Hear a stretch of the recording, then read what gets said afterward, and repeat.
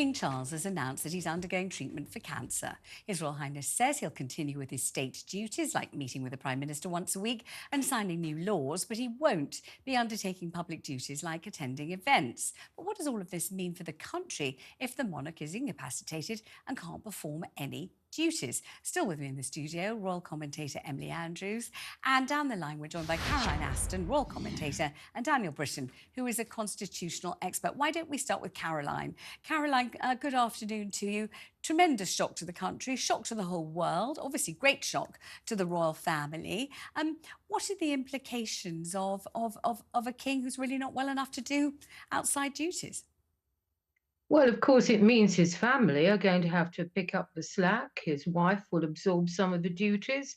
Of course, the Princess Royal, who is indefatigable and has long been considered one of the hardest working members of the royal family, she's already done an investiture. Prince William, the Prince of Wales, returns to work tomorrow. He's doing an investiture. And of course, the Duke and Duchess of Edinburgh as well. So there are going to be people there, but there'll be some rapid change going on. But the Windsors are nothing if not adaptable in emergency situations. For me, I think one of the great moments of all of this, before it became public that the king had a cancer diagnosis, was that last public image of him going to church, walking in the sunshine, acknowledging people's good wishes. So the message there is very clear. I'm okay, I'm going forward. And then he drops out of sight, leaving us with a positive image. He'll still be able, of course, to work, to do his red boxes, the signing of papers, the reading of papers. And of course, if there are meetings he has to attend, they can be done by video. So there's no major catastrophe there. But of course, after 17 months on the throne, where we've been seeing a lot of him, it is going to be strange when we see, well, rather less while he undergoes treatment. Absolutely, and Emily, obviously this has coincided with the Princess of Wales convalescing from what's obviously a very arduous operation, and she's not going to be seen till Easter. So ironically, really, we suddenly realised that had Harry and Meghan been on the scene, he wouldn't have been spare at all. He'd have been absolutely integral. He'd have been absolutely vital and a huge part of the royal family machine, wouldn't he? And she would too. Absolutely. I mean, that's the sort of irony when you sort of look back on the Megxit situation. They didn't, you know, there's many reasons, as we've discussed, Vanessa, for them leaving the UK. But one of them was because they weren't really kind of front and centre. They weren't numero uno. They didn't want to be kind of number 6 in the pecking order.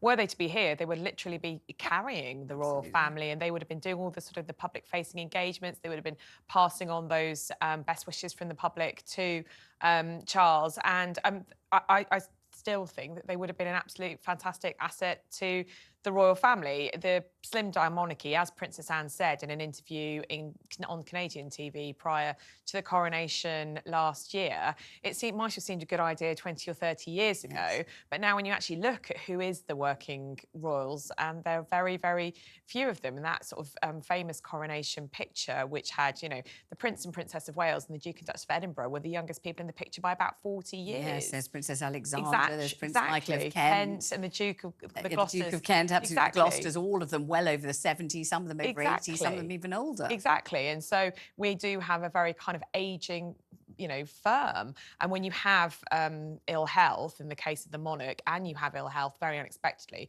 in the case of the Princess of Wales, who carries a lot of kind of, you know, the glamour part of the royal family, then it's difficult. And look, you know, the whole premise of the royal family embodied, it doesn't really matter the personalities, Queen Elizabeth, Charles, George VI, William, even, you know, Edward, certainly Princess Anne. It's all about duty. It's all about putting others first. It's not about them. It's about highlighting the people they meet, the charities they represent, the good deeds in the community. And so if the members of the family aren't being able to do that, then that's not happening. Let me bring Daniel Brittain into this. Daniel, thanks for joining us. You're a constitutional expert. So what about the possibility of a regency? Explain what a Prince Regent is, what they do, when it last happened, and whether there's any likelihood at all in sad circumstances of that coming to pass again.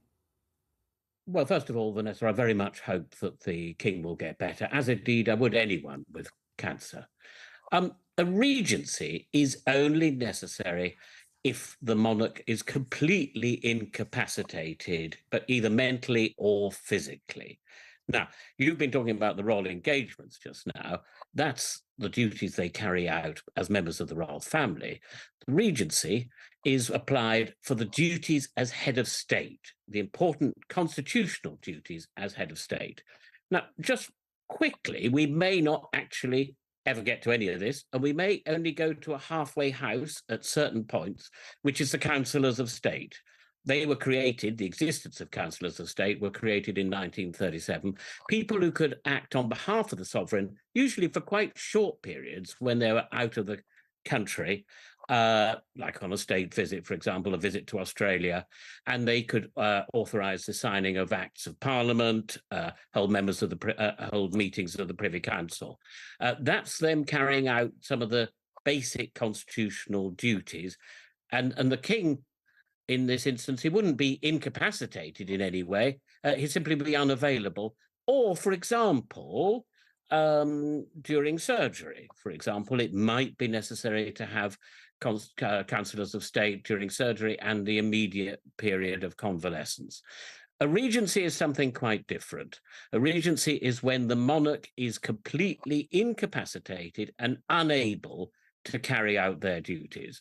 And the last time this really happened for any length of time is in the reign of George III, and his son, eldest son, George IV, as he became, was Prince Regent from 1811 to 1820 before succeeding himself as king in 1820.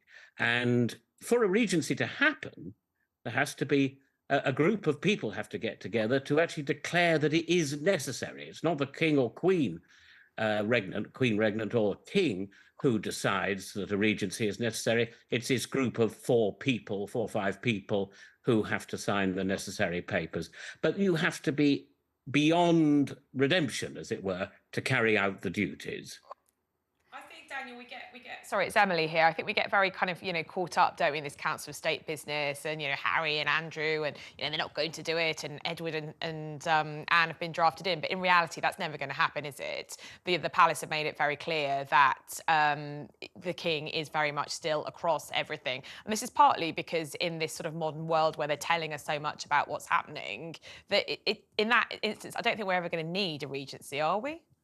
I personally can't see, unless something very serious happened, or it was something like dementia, that would never ever be necessary. Yeah, exactly. Those are the circumstances. With George III, he'd lost mental capacity to carry out his duties as sovereign. That was what the problem was. He couldn't carry out the duties, whether he was in this country or elsewhere. And that's the important thing. George III, was in Britain, living at Kew Palace, but he couldn't carry out the duties as sovereign.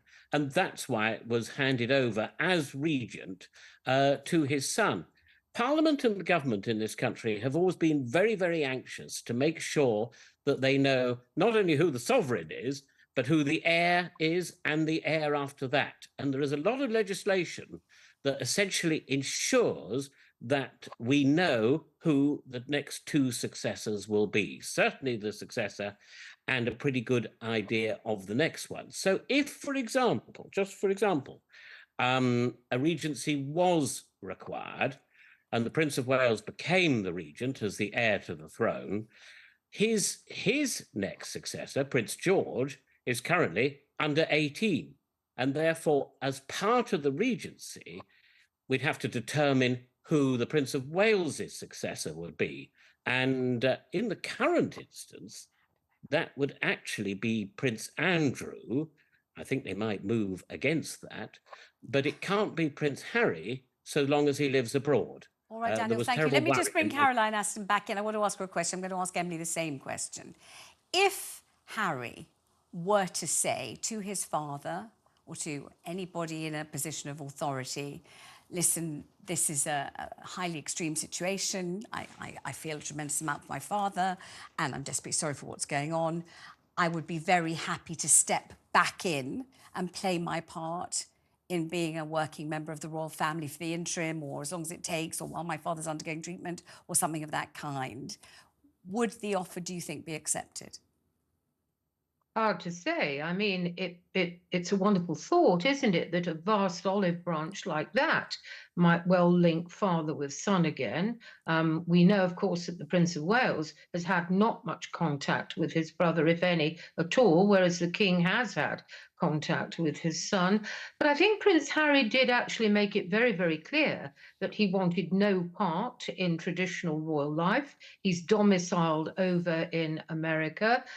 We wait to see what happens. And of course, his wife and children remain over in America as well. For me, I think one of the greatest things, perhaps, that the Duke of Sussex, Prince Harry, could do was to let his father have the chance to meet the two grandchildren over in America that he's hardly had the chance to get to know at all. If you're talking about morale boosting, I think that would go a long way towards that. But of course, on paper, yes, Harry is the brother of the Prince of Wales. He is a prince of the blood royal. And I suppose in the extreme, you could say, well, come back and open a few things, invest a few people. What the answer would be, though, I think is a very interesting one. And I'd love to be all right, a fly on the let me wall just at any ask Emily. conversations. I'll ask Emily the same question and then we'll conclude the proceedings on this. Very short answer, Vanessa. No.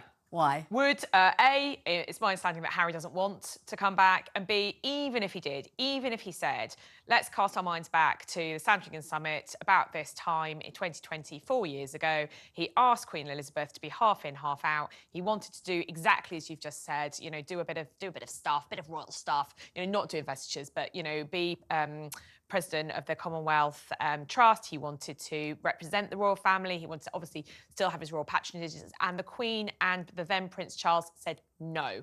And the late Queen Elizabeth said, you can't be half in or out. You're either 100% in or you're 100% out. Therefore, he can't come back. Thank you all very much indeed. Good to see you. Thank you.